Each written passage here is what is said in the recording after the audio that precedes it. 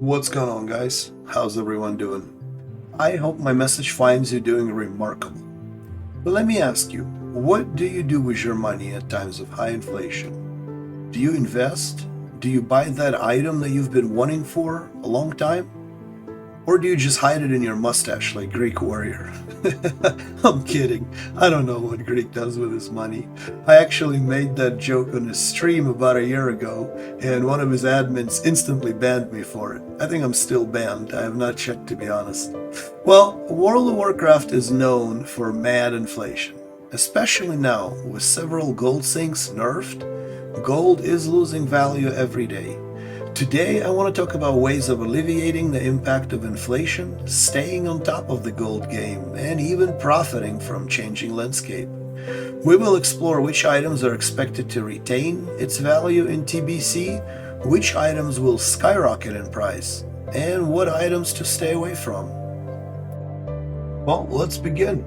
I'll start with my list of items that are currently cheap, abundant, but are expected to increase in price with inflation. Items on this list are common, mid-level materials obtained through your gathering professions. I would not go out of my way necessarily to collect them, probably would not buy them purposely, but whatever I find roaming and questing, I would certainly hang on to until TBC, considering if you have a lot of bank space. So that's one of the cons of this group, is that they do take a lot of room as they are inexpensive and abundant. So my list for these items is Firefin Snapper, needed for fire oil, which in turn is needed for greater firepower elixir. Grave Moss makes shadow oil, which is needed for greater shadow protection potion. Incendisaur scales, hopefully I pronounced it right. A lot of it is needed for rep to gain Heart of the Fire pattern. Dense Stone for elemental sharpening stones. Gold Thorn for restoration potion. Small Radiant Shard for Demon Slaying enchant. Dream Dust also for Demon Slaying enchant. Ghost Mushroom and Grom's Blood for Elixir of Demon Slaying. And as you know, TBC is all about demons, so those will be needed. Fire Bloom, Brilliant Wizard Oil, Black Mouth Oil, a free action potion, as well as Strangle Kept.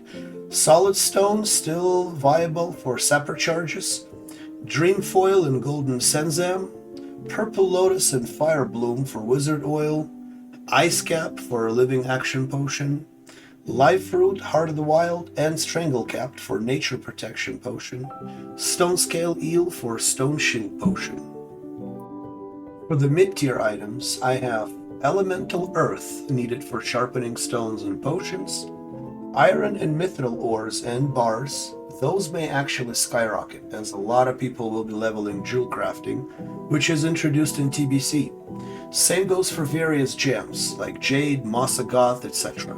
They are currently worthless, but will skyrocket due to jewel crafting. Elemental Air, for various reasons, but also for the Shaman quest, which TBC will introduce shamans to the Alliance. Heart of Fire, it will later transmute into 3 elemental fires. Greater Nether Essence for enchanting. Sandworm Meat, later 20 strength food can be made from it. Elemental Water for greater frost protection. Living Essence, various enchants. Dark Rune, still viable and used by healers. And Large Brilliant Shard, it's good for, well, high-level enchants. These items will see steeper price increase, in my opinion, due to their much increased demand. I suggest stacking up on these, as these will not only withstand inflation, but have a real chance of making you lots of gold. Next, we have the high roller items that range up to and over 100 gold apiece.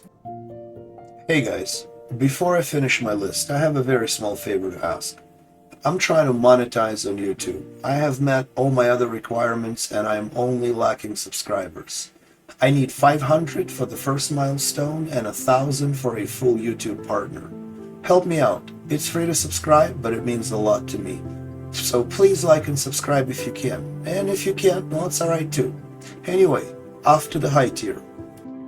In this tier, I have listed Arcanite Bar, needed by tanks for Wind Fury and other items.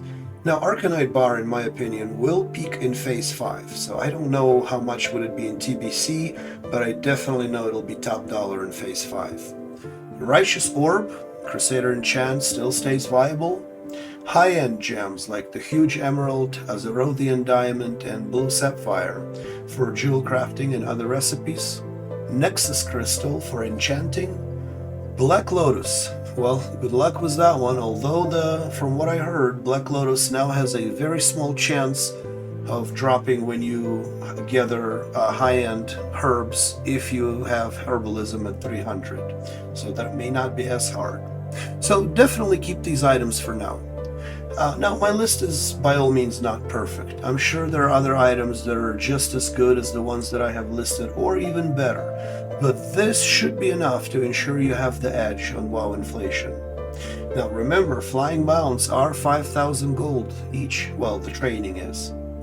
An honorable mention goes to a good roll green or a blue BOE item that have level requirement ending in a 9, like level 19, level 29, or level 39, etc. for level requirement. Those items are usually in high demand by twinks, characters who like to stay at max level for a certain battleground bracket and PvP in that bracket at that level. Items to stay away from carrying over to later phases and TBC are elemental fires and fire res gear. While few raid bosses do deal fire damage, the demand is not nearly the same as during BWL and Molten Core phases. So also any kind of greens, blues, or purple BOEs that you may have held for whatever reason. You know, that purple X that sells today for 350 gold will not sell for even 100 once TBC's out. What are your favorite items to stack on? Or do you use the mustache? Please list the items I have missed or whatever you're stacking in the comments below. I'm curious, maybe I'll edit my list.